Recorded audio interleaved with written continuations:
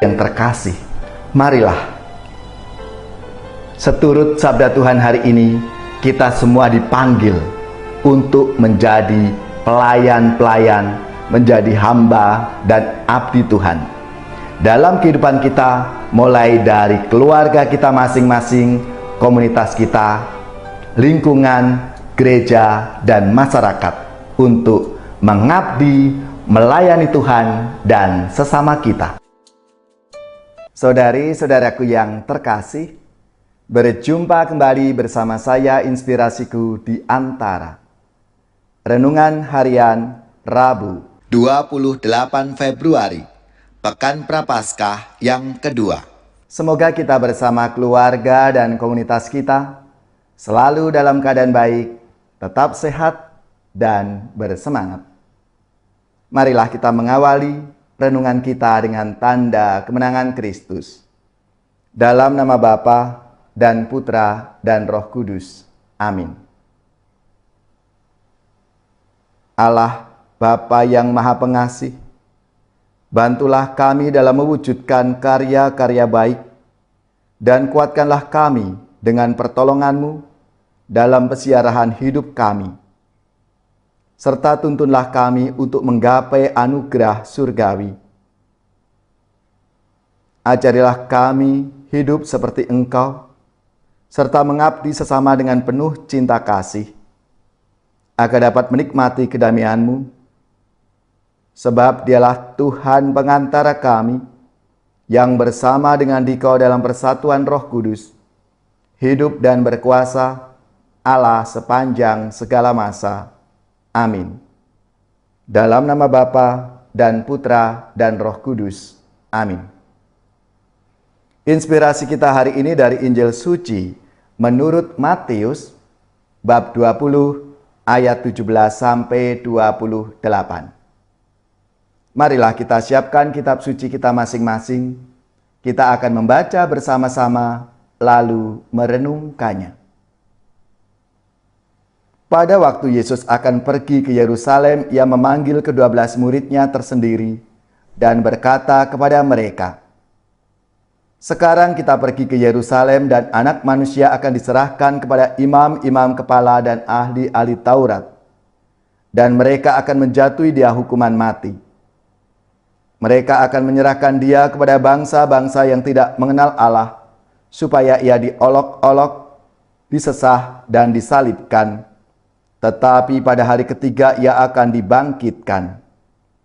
Maka datanglah ibu anak-anak Zebedeus beserta anak-anaknya kepada Yesus, lalu sujud di hadapannya untuk meminta sesuatu kepadanya.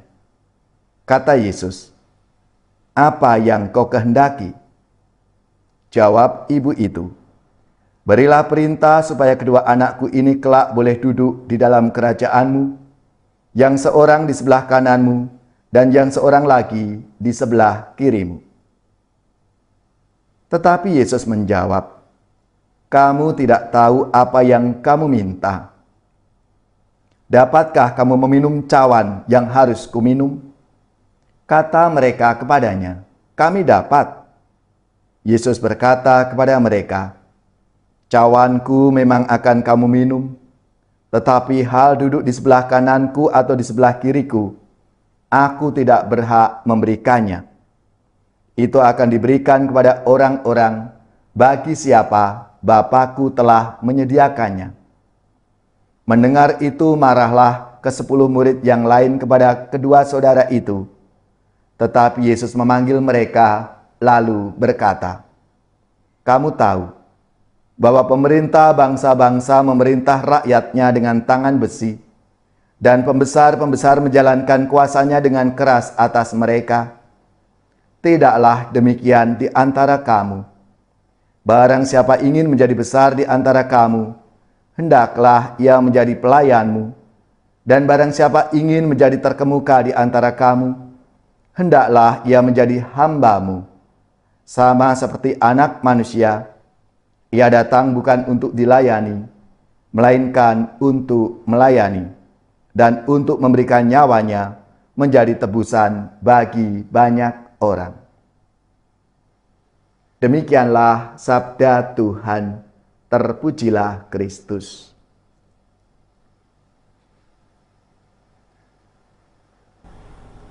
Saudari-saudaraku yang terkasih, menjadi besar sering disamakan dengan jabatan, kuasa, pengaruh, dan lain sebagainya.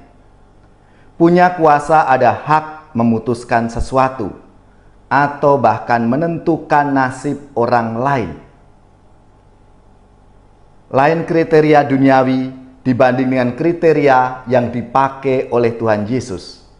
Dalam sabdanya, Yesus mengatakan, "Barang siapa ingin menjadi besar di antara kamu, hendaklah ia menjadi pelayanmu.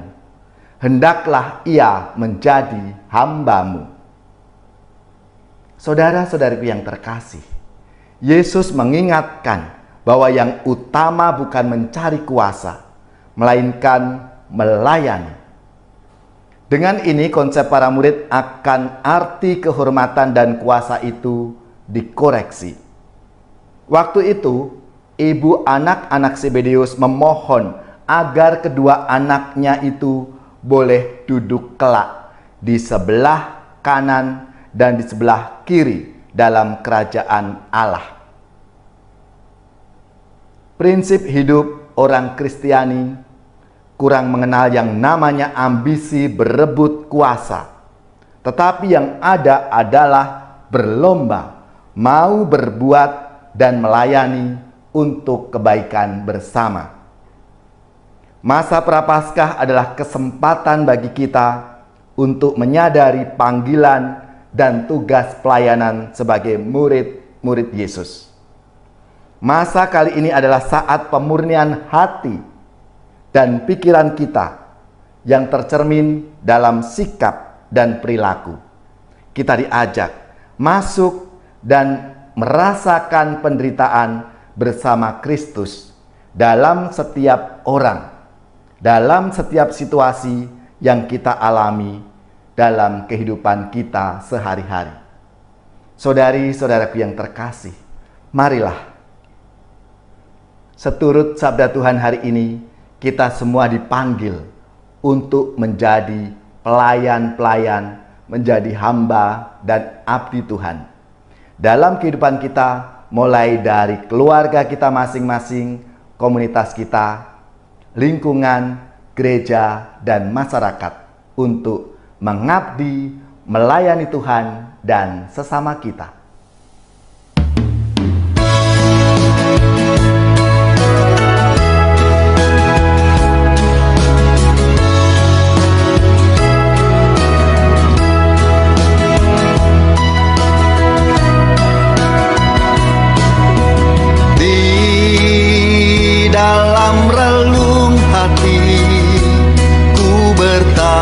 Bertanya padamu Tuhan,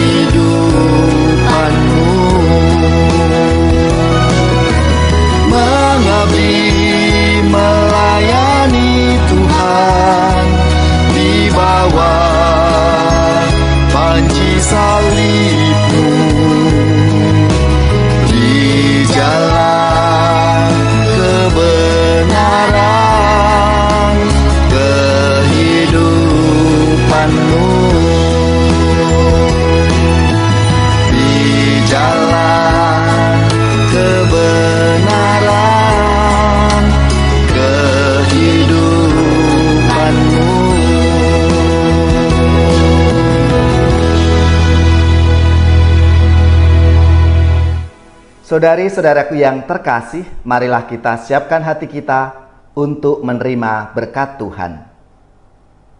Semoga saudari-saudara sekalian, keluarga-keluarga, komunitas kita, orang-orang yang kita doakan, mereka yang sakit, yang menderita, seluruh tugas, belajar, pekerjaan, usaha, serta karya pelayanan kita, dibimbing, dilindungi dan diberkati oleh Allah yang Maha Kuasa, Bapa dan Putra dan Roh Kudus.